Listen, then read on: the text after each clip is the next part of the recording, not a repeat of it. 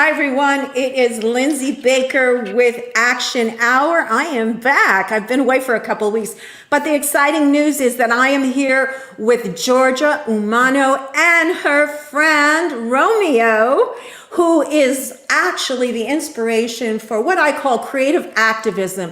Georja is an award-winning actor, award-winning author, probably actor too. She's an actor, producer, writer, director, and she is actually working currently on a screenplay for her new book, Terriers in the Jungle. Now, this book is amazing.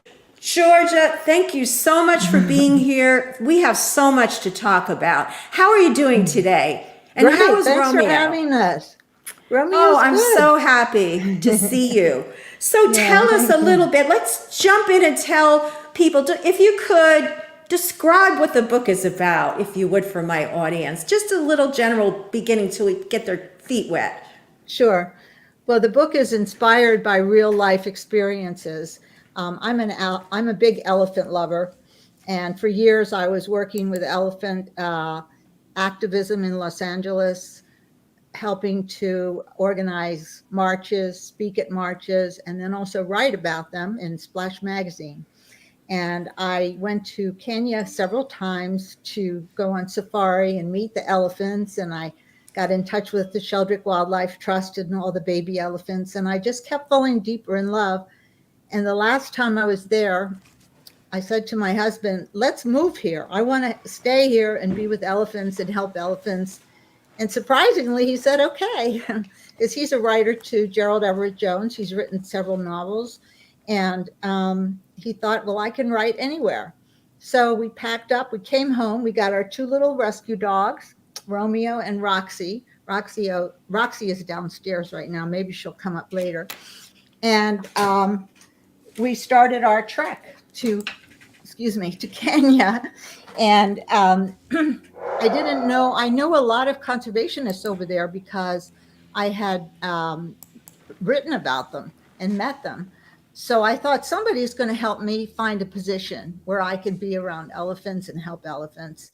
And it turned out that was a little difficult because the government was they weren't allowing work permits in conservation at that time, especially for foreigners, white people. I think they wanted to have more native peoples involved.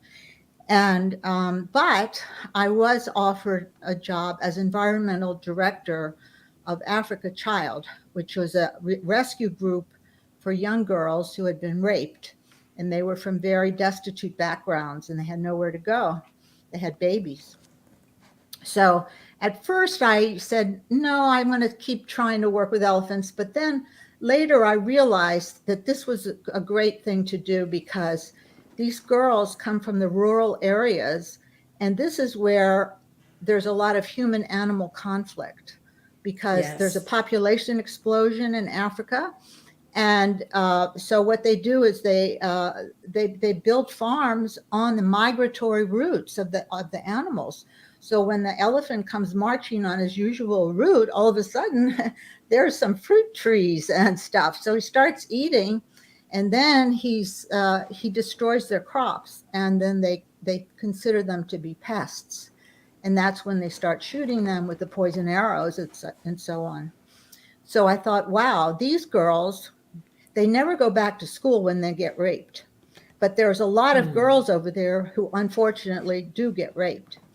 And then there's this whole population of young women who are uneducated and they have babies.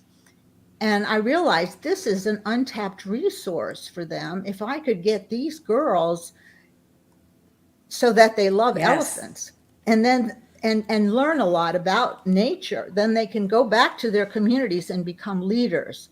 So that's what I told the girls. And I was able to use all my skills with these girls from acting. We did improv. We saw nature movies. We went on field trips, and they had never even eaten in a restaurant. These girls are so poor. We don't realize over here the poverty that people live in, a lot of people. Yes. And so it was a real pleasure for me to open their eyes. And the first time they actually saw elephants, I got special permission from the Sheldrake Wildlife Trust to take them to one of the outposts. And they met the baby elephants and they got to help feed them. And they were just in love, just like me. And, well, that's what I love about your book, because it works on so many levels. It's a book for adults and it's also a book for children, because it teaches about compassion, but it's also teaches us to take a look at the world from animals' point of view. And you do that so creatively and cleverly by using your two dogs who went on the trip with you, Romeo and Roxie, and the whole entire story is written from their eyes and in their words. And the narrative is just amazing. But it really made me feel, initially, I think everyone can benefit from this book, because I felt, even though I feel that I'm pretty good to my 5 companion animals, I could have more compassion. Like, you showed us that animals actually do understand so much more, be it whatever species, they understand so much more than we know. And Right. there's so many levels we could talk about. So from the animal to the girls, you made this connection, and it's wonderful. So from that work you were doing there, how did you get to writing the book? You know, when I read the book, and I have to tell everyone that it took me literally, I sat down with it and I read it in one day, you know, because if you're coming on the show, I want to have read the book. I read it in one day. It was an easy read. It was a wonderful story. I'm going to read it again, and I'm recommending it to people. I think it's a great Christmas gift. But I've kind of felt hook, sink, and ladder, or whatever you say, how that saying goes, thinking that all those things were true, but they're really inspired, and we probably should let people know that. Do you want to talk a little bit about the book now and kind of get into that, of how that all came about? I mean, here you are working with the girls, and then suddenly this, you know, you come to write this book. So, well, you know, I had my dogs with me, and we had a lot of difficulties with the dogs. Over there, they're not used to people having such pampered little dogs with them. And they usually only have dogs for security, and they live outside. So everywhere we went, they were a big to-do about my dogs. And there was also a lot of dog theft. So we had to be careful all the time. And then a lot of people would just come up to me and say, "Oh, cute dogs, give me one." And I'd say, "Why should I give you one?" And they'd say, "Well, you have 2." Or something like that, you know, like that's how it went. And so anyway, my dogs met wildlife. They did. And they had adventures of their own. And so I thought it was so charming, the things that they went through. So I just started writing them down, because, you know, I'm a writer. And then it just developed into a book, a story. And I just kept working on it for about 2 years. And then that's what I finally came up with the whole idea, the whole story. And it's definitely based on our adventures. A lot of the things in there actually happened very close to the way it's written. And some things were, you know, sort of extrapolated like a story. You build, you know, and you make a story. But it is, like I said, the story, the things about Africa are true. The things that happened, a lot of them happened, and the things that didn't really happen could have happened. right. So can I just ask you, or would this ruin it? I'll just ask one time. Did one of the pups actually get kidnapped? Or you don't have to answer if you I really don't want to talk about that, because I don't want to ruin the story for anybody. But it is okay. I understand. Yeah, it is a big deal. But the fact that that does happen quite a bit. What do you think when the dogs get taken like that? What do you think happens? Because you said that, you know, on different incidences, friends even warned you about taking dogs over there overseas.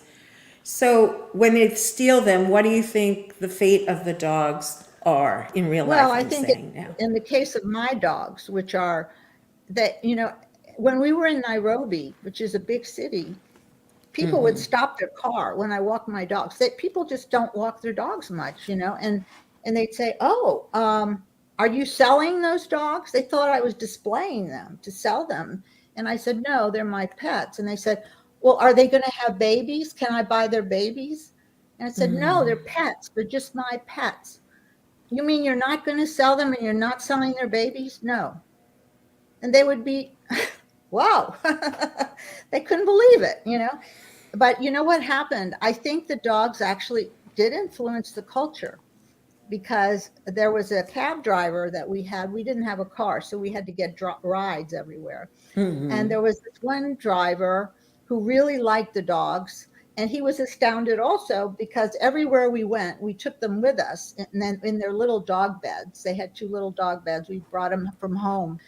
And he just thought it was interesting that we took them with us. But I wasn't going to leave them alone anywhere. I didn't feel comfortable Right. doing that.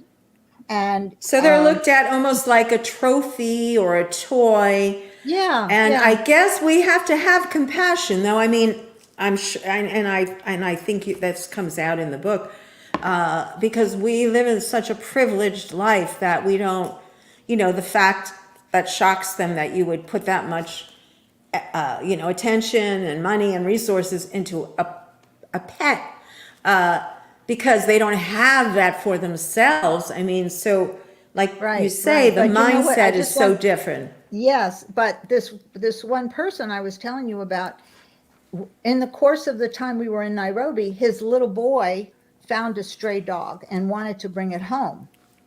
And he talked Yes. to me about it. I said, "Yes, I think that would be a great idea." And I went out and I bought him a dog bed and a leash and everything. And then as a little time went by, and he said, "Well, they're getting used to having them in the house and everything, and they think they're going to keep them." And so then, about a month later, he was going to see his relatives in another part of the country, and it was like a family trip, and they brought the dog with them. And he said everybody in the town said they were crazy. Why did they bring a dog? But then by the end of their visit, they all fell in love with the dog, and they all wanted to get indoor dogs. Yeah. That's great. And I think that is teach by example. It's just, that's the way to go. And hopefully that'll continue. Maybe we want to talk about the elephants and the wild animals that you encountered and all of that. But I do want to stop for a moment and talk a little bit about your activism. And I know that you worked on the Free Billy campaign, which we've covered several times. And we actually do a vigil for elephants once a year with several of the Yeah, organizations that you yeah. mention in your book, such as the Childlike Wildlife Trust.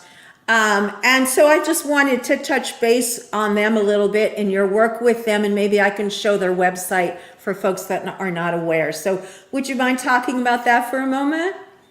Sure. Well, I've been inspired by many other people and their groups and everything. So, yeah, when that's actually how I got involved with elephants, was when the Free Billy movement a long time ago. This was like 19, I mean, just around 2000 maybe. There was a big movement to free Billy. I don't remember the exact year, but it was big. We took it all the way to the city council, and they had like a courtroom type of thing. And on one side of the room, the whole room was filled with animal activists, and we had Cher as a spokesperson. On the other Yes, side was all filled with zoo people, and they had Betty White. I heard And that. yeah, it was very dramatic. And even Dr. Joyce Poole came over from Kenya to testify. And it was really big. It was really fascinating. And But in the how did they, if you don't mind me asking, how did they justify the fact that elephants are herd animals, travel virtually miles and miles and miles every day as a normal part of their foraging, and they're a normal part of their activity with their group, their herd.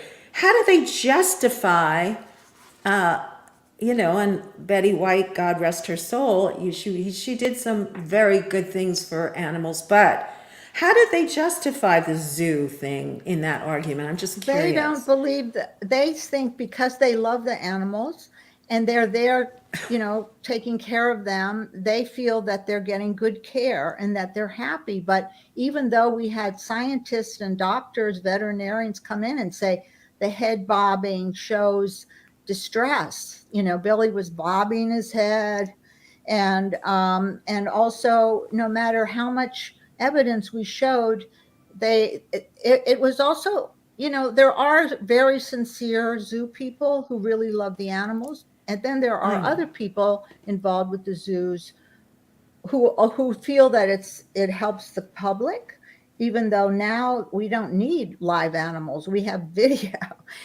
for them to see the animals, but they didn't really grasp, or they didn't want to grasp what we were saying. And in the end, it was kind of touch and go. I think the city council was really debating. And then all of a sudden, out of nowhere, somebody gives a huge donation to it to improve Billy's cage. And that made the city council decide to keep Billy. Well, I'm sure, and I'm not an expert, but whatever they could possibly do within the small space of, comparing a zoo to the jungle, I don't know what, it's really sad too. They could possibly do to make it work. Go ahead, and not I'm sorry. only that, they made it look better. They put some trees, but here's what I heard. I don't go to the zoo, but this is what I've been told. The trees are across a little gully. The elephant can't even get near the trees. That's the trees right. are for decoration. I've heard that too. And then they added more elephants in there as though that's going to make things better, and they're just more crowded. We want to invite the LA Zoo on at any time. Of course, we feel like a lot of people feel like elephants should not be in zoos, but we do have to invite them on to give their side of the story. And so they're invited on at any time. We've talked about this issue before. It isn't just the LA Zoo, like you say. They have the argument that they think that as long as the elephants are being well kept, well taken care of, but who's making that judgment? That's based on human judgment, not on an animal point of view, which is what you bring through in the book. So maybe we should shift over. Before we do, I do want to show Sheldrick quickly the website where people could go and find out more about this wonderful organization. There are several. Elephants Guardians of Los Angeles is another one. Help me out here. Name some, if you can think of any of the names, but we will list them. Now. Save Nosy Yes, Now. yes. In Defense of Elephants. Yes. Yeah, there's, Joyce Poole over in Kenya, she has been studying elephants for 40 years, especially elephant communication. And she has Elephant Voices is the name of her group. And you should check that out. She has a wonderful video log of all these different behaviors of elephants. And she studied it, and she could say when they're doing this, when they feel like this. That's wonderful. So, yeah. And I think that's what we need for the public to see and know. And, the wonderful work that you're doing, our network, what we're doing is curating all these wonderful creative people with a voice for the animals and for the environment to build awareness about what is going on, and through creative means, because people, with all the things going on in the world, are so turned off to bad news. They hear it so often every day. And it's so inspiring, the kind of, to have someone like you come along. Thank you so much, Georgia, for your work, really. And, My pleasure. Just to come along and lead by example here. I mean, the mere fact that teaching girls to be leaders, I mean, that's who could be against that, right? And all the things that you're doing, and they all tie together. I see how, and you say this in your book, how we're all connected and how everything is connected, and it's so true. Do you want to comment on that? Oh yeah, I think that the girls were so, when I first started teaching the girls, we would sit outside, and we lived in the Quale County, which is on the Indian Ocean, and it's a beautiful little area, and there's monkeys everywhere, three different kinds of monkeys. One is the endangered colobus monkey, which is beautiful. So we'd be sitting there outside, and the monkeys would come over, and they'd come right close to us. And I'd say to the girls, who knows what kind of monkey that is? Nobody knew. They Oh, wow. they just didn't even have the curiosity to know. Nobody had ever said to them, look, isn't that tree beautiful? Or what kind of monkey is that, or anything. But once they got started thinking about it and experiencing it, and there was a colobus conservation group that helped the monkeys. We went to visit them, and besides Sheldrick, and we cleaned the beach, and everything was a big lesson, but it was all totally infused with their environment. And they were happy. They were happy, happy. And two of them went, I sent to college after that. The two oldest Lovely. ones who had finished high school, I paid for them to go to college. And one of them is a teacher today. And my goal after my book becomes the movie and is to found a school, especially in one of the areas where there's a lot of human animal conflict, and it's called the Elephant Matriarch School for Mothers and Children. And it's going to have all the subjects infused with lessons on nature and animals. That would be And lovely. I would be hope lovely. that would become a goal, a beacon in the country, that other people could get inspiration and do similar things. And there are people right now, other conservationists and other people trying to work in that direction also.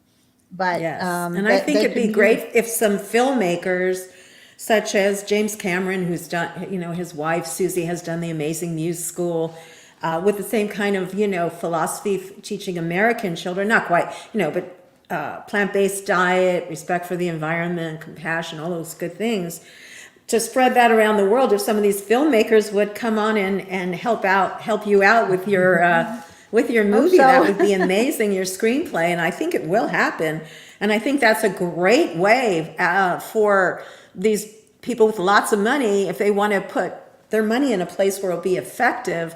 Frankly, I think, the smaller activities and organizations and efforts that are made, meaning not the huge, mega charities, but the smaller hands-on charities are the ones that are going to do the most good. And that's what should be, people like you are the ones that should be backed and supported, in my opinion. And Thank you. I'm sure others feel the same. Can you talk a little bit about the baby elephants that you adopted and how that all works? Because people go, oh, so you have like baby elephants somewhere that you're having people take care of. Tell me how that all works, if you would.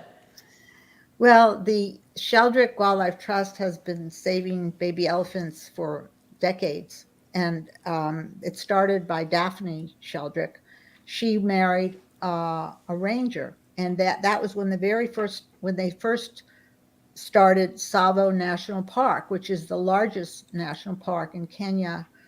And she lived there with her husband, and she started rescuing babies that were orphaned, just all different kind of babies. And then she actually rescued a baby elephant, the first one. But and she learned through her experience, in some ways very sorrowful experience, because she loved the baby loved her, followed her everywhere. But one of her daughters was getting married in another city, so she had to go to the wedding. So she had to leave the place where the elephant was only for 3 days. The elephant got so depressed that she died. Oh my So goodness. that was because the elephants are very emotional, and anyway, that made her that was very sorrowful for her, but it made her realize that these babies, when she finally organized the Sheldrick Wildlife Trust, it was called the David Sheldrick Wildlife Trust after her husband, who died prematurely, but she has many caretakers for the elephants, and they all take turns. They sleep with the babies at night in their they all have their own little place. But she, excuse me, just a second. Sure, take your time. Here's some of the babies, by the way. They don't get attached to one person because they all take turns being with them. So if you're lucky enough to go to Kenya, which I highly recommend if you can possibly do it, you must go to the Sheldrick Wildlife Trust, and you can see the babies who are there. They have babies, and and they're right on the edge of the Nairobi National Park, which is like a big, excuse me, it's a wild area. So they take the babies every day from the nursery, they walk them across, and they start to learn to forage in the trees, and they just start learning their own lessons, and they learn from each other. When they first adopt them, usually it's because their mother was killed or died from a drought, which there's a terrible drought going on right now. Let me just stop you for a second. I'll play the video, give your voice a rest for a moment, and Okay. we'll see what we see here. Thank you. Sure.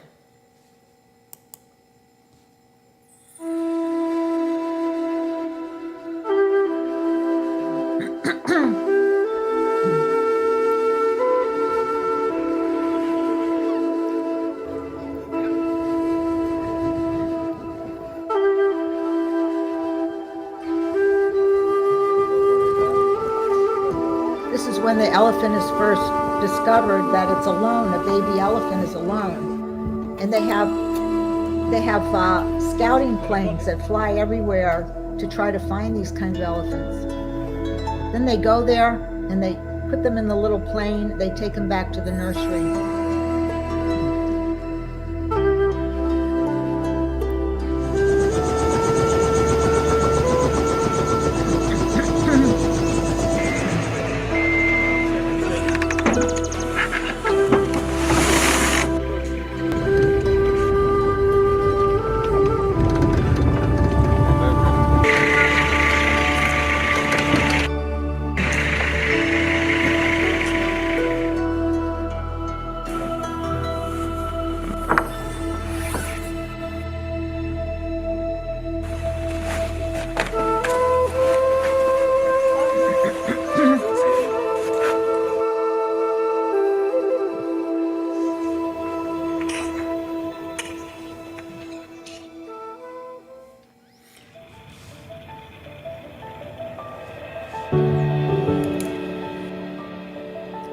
They're teaching them, even helping them learn how to forage, because they don't have their mother to do that.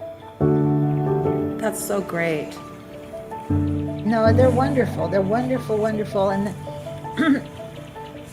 the amazing thing is, after they're about 2 or 3 years old, when they get a little bigger, they take them away from the nursery. They take them out to another place in the middle of the Savo Park. They have two outposts there. And they finish growing up there. They still have their bottles, but they're not as often. They still have caretakers, but not as many. And they start wandering out, and they start meeting wild elephants. And that's how eventually, when they're ready, it could take several more years, they just go and join a herd of elephants, or they form their own herd. And they've actually had 50 baby elephants who were born to former orphans who went into the wild. They had a baby, and then they come back and show the caretakers their baby. Wow, I've heard that before. It's amazing. We're having a little noise problem here. Hopefully it'll be, let me shut them. Oh my goodness. My neighbor's dogs go crazy. Oh no. Wow. Anyway, Well, that's live video for you folks.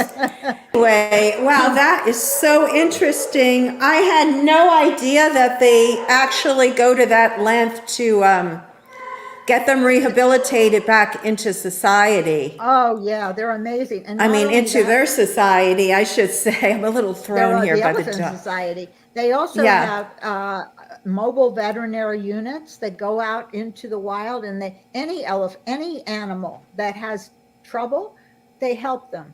They also have other units that go out and just take out wires. People try to poach them with little cat. They get trapped in wires. All kinds of animals. They All take out the kinds of, wires. oh my gosh. So how people can, of course, go, maybe we should just show quickly here one more thing, how they can donate. They can go to this site, which we will put up, and you can make a donation to help these folks do their good work that they're doing. Because certainly we need more people doing what they're doing. And maybe the government, we can eventually get the government to help. You can Go adopt a ahead. baby elephant for $50 a year.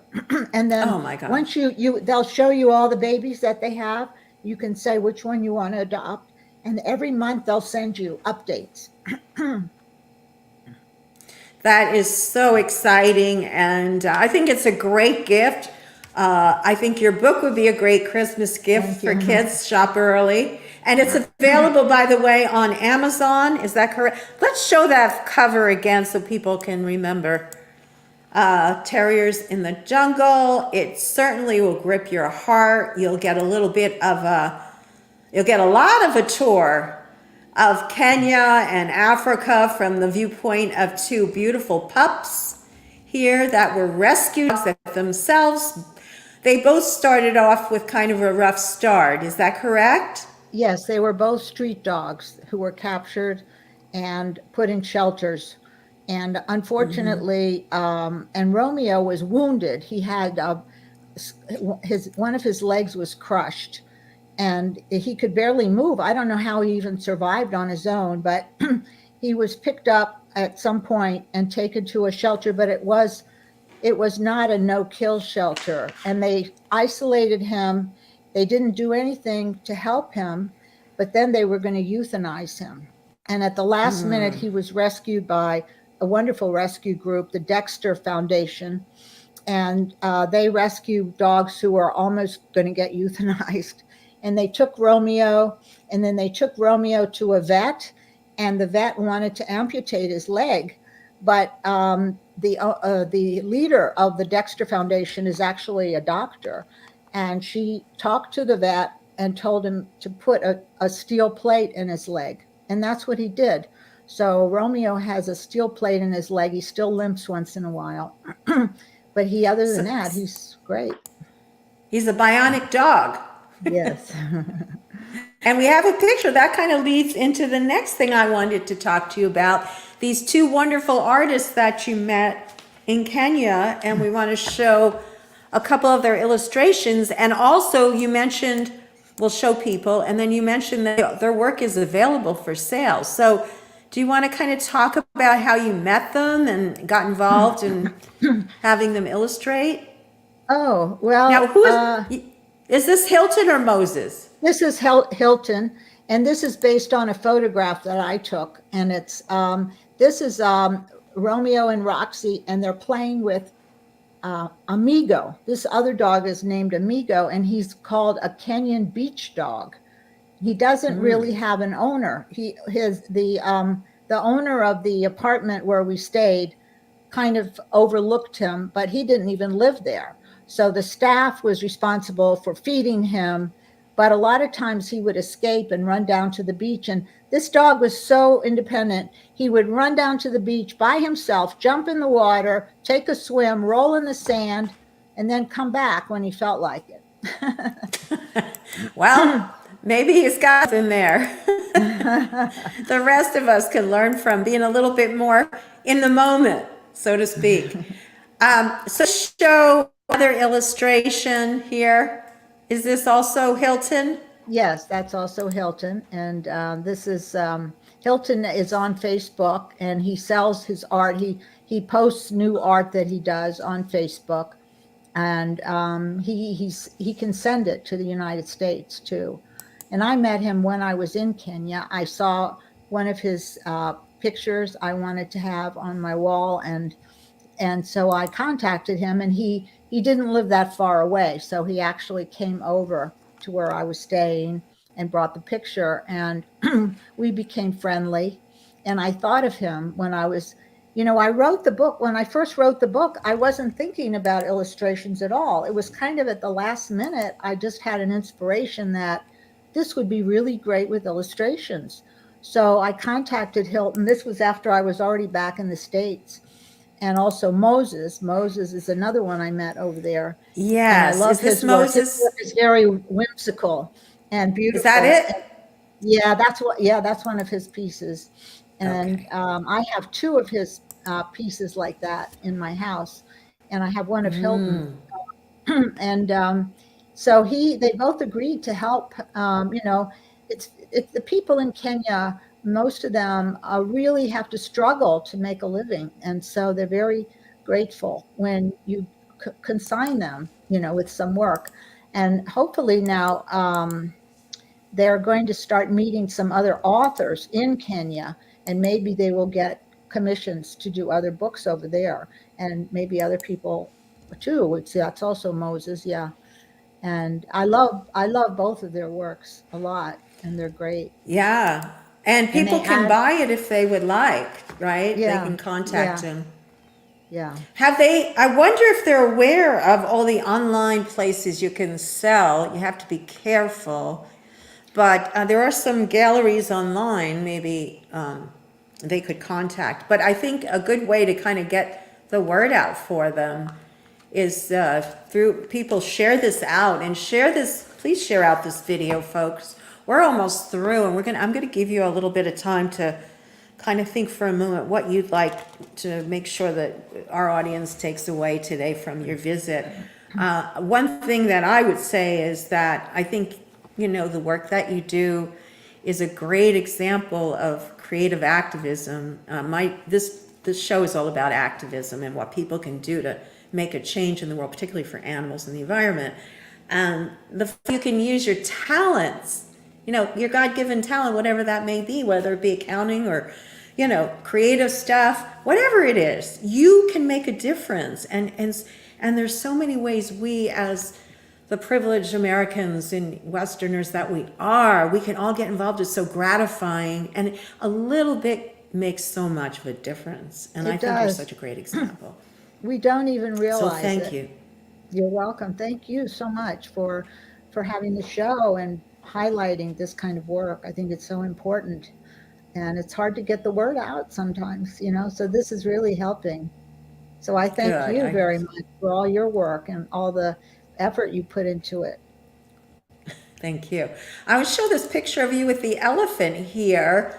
But go ahead. Anything you want to talk about? That's one of maybe more my, okay, this Yeah. picture is, this is Nilai. He's one of my babies that I adopted when he was littler. And then he was sent out to the outpost. He's in, so they sent him not to the biggest outpost, Ithumba, but to a smaller one called Voi. And it just so happened that Voi was closer to where I was staying. It was still a few hours away, but I could get there. And so I went to visit Nilai a lot, and it was just wonderful to be so close to him. And I met other wonderful elephants there too. And I just love the elephants so much. And when you're with them, you could feel their energy. Their brain is so big. An elephant's brain is bigger than a whole human baby. And you can just feel their energy, and it's like a bath that just washes over you. And I Wow. just felt so happy around the elephants every single time. And if you ever have a chance to go there, Kenya, I believe, I've only been to Kenya. I've never been to the South African countries where there are elephants. But I must say that Kenya, I highly recommend it. They have a wonderful tourist system, and they have the only country that does not allow trophy hunting or poaching. And they have strict rules. There's a lot of great conservationists there. And There's the Amboseli Trust with Cynthia Moss.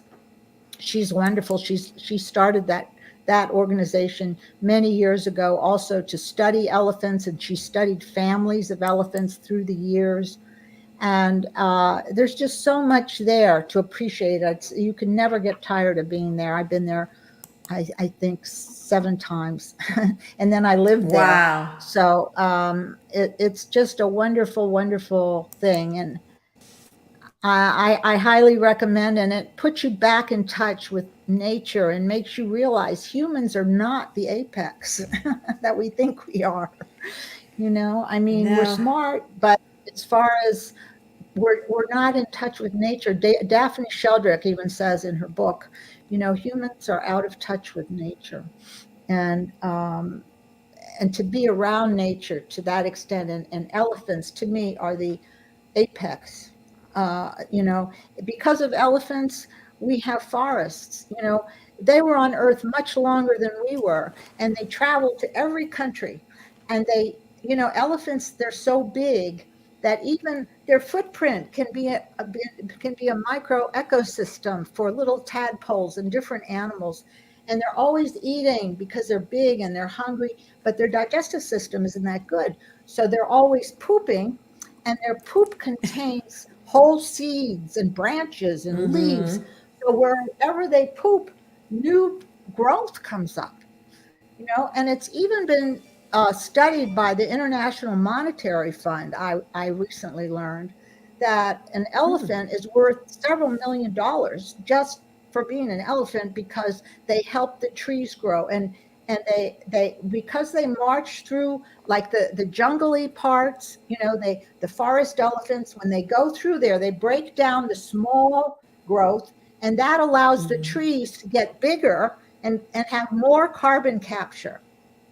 It also allows more animals to go into the forest and live because there's an openings. I mean, they just help the world in so many ways. They know how to find water, and they give it to other animals too. They even help humans. I mean, they're just magnificent.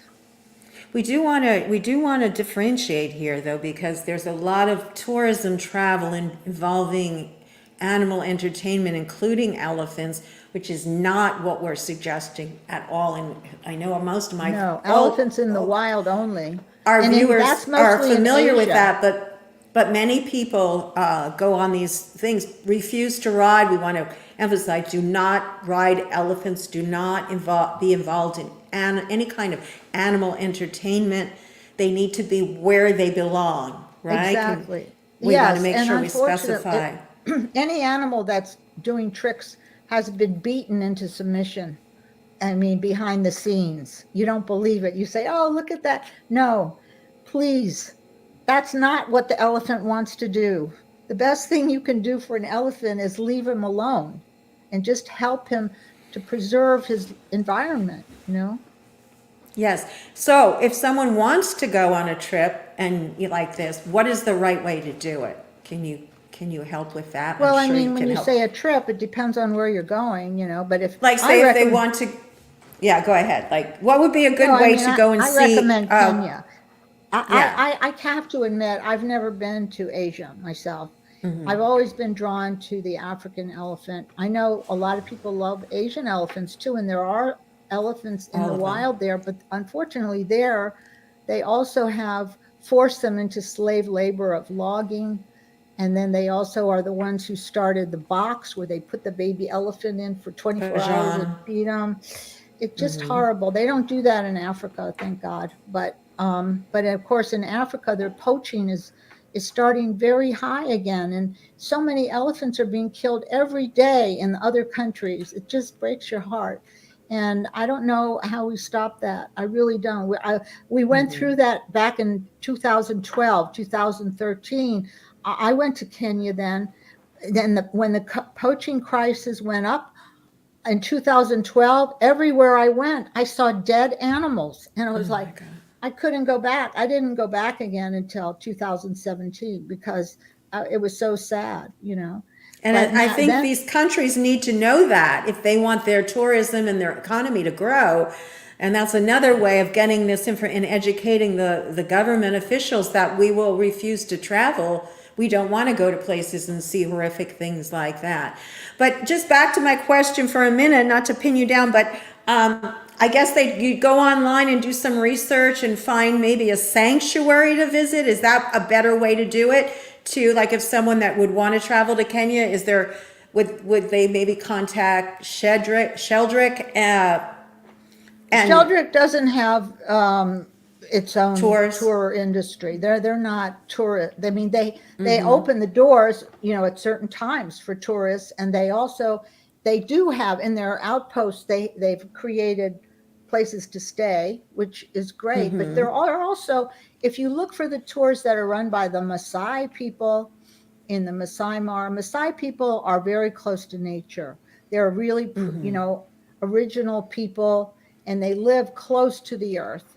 And they have a lot of good programs. In Masai Mara, you can see so many animals there, and also Amboseli. I would highly recommend going there. And if you can find a tour that's involved with the Maasai people, I think all the better. There are many now that have started their own tours. Instead of going to these huge tour companies, if you look for, Maasai-led tours and see what you see. And just compare and look, don't just grab the first thing, but look around a little bit. There's some great ones, really great.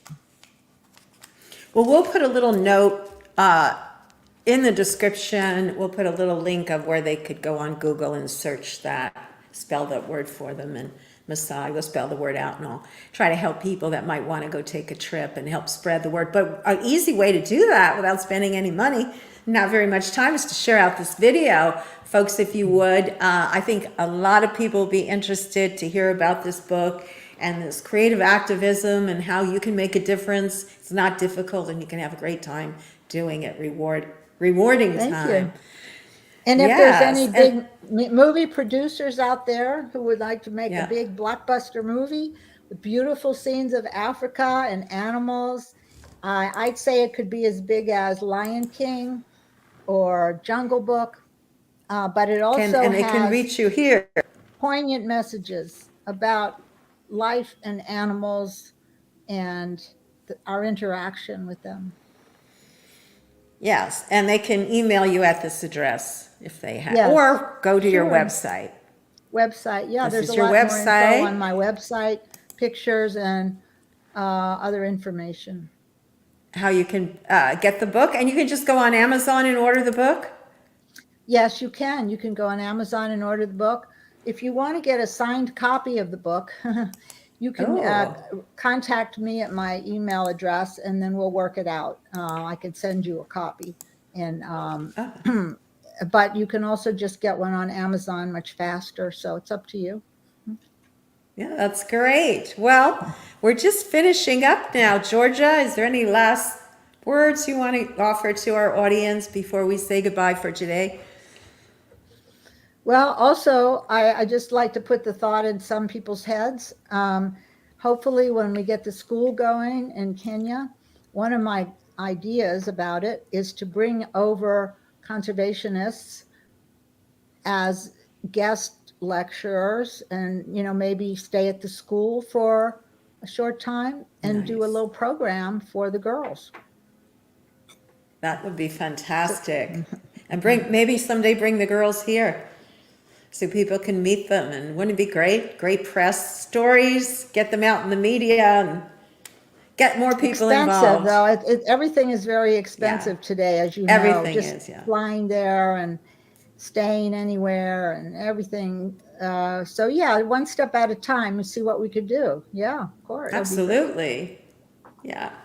Well, it was so great having you. Thanks for being on. I will be putting links up, folks, as usual, pinning them to the top, where you can get in touch with Georgia, where you can buy the book, and other information about some of the wonderful organizations that are doing, that are involved in elephant conservation and wildlife conservation. And so thank you, everyone, for watching. Thank you. Sorry. I'm sorry. Okay, bye-bye, everyone. Bye-bye.